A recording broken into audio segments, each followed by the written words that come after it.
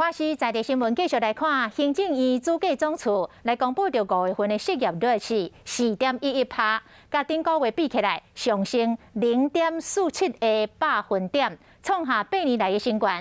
有79万2000人5月份的工时做无到35小时，尤其是今年的毕业生，都要甲旧年然后毕业的学点甲学者，甲因为疫情防裁员的上班族来竞争着工作缺，要找一个头路是正为难哦。这个劳动部嘛来推出着安稳雇用2.0的计划，若是小连续工作满4个月，这个雇主上悬的奖励是3万块，若劳工上悬的奖励是2万块，希望会当来讨解着目前就业的困境。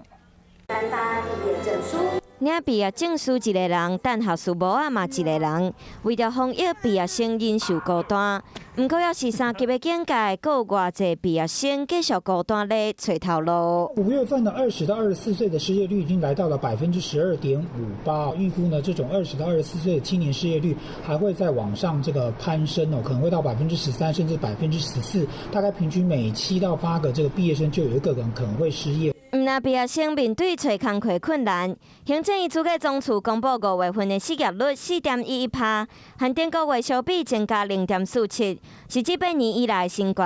做工课人数减少12万6千人，嘛是这几年以来减上济时阵。有79万2000人5月份做工课时间连35点钟拢无。和4月份相比，增加60万3千人。嘛，因为疫情，即马想要换头路的人，想要找工课嘛，真无简单。工作机会减少，那有很多人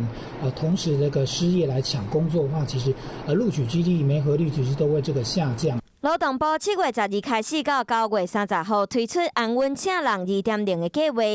这是接受公立职业服务机构的推荐来请失业的劳工做全职的工课，做满2个月会补贴劳工1万，卖奖励头家1万5。若是做满4个月会鼓励头家上济3万，劳工嘛会使领到上济2万。不过上基本的要是要甲疫情控制好，才会当继续稳定来请人。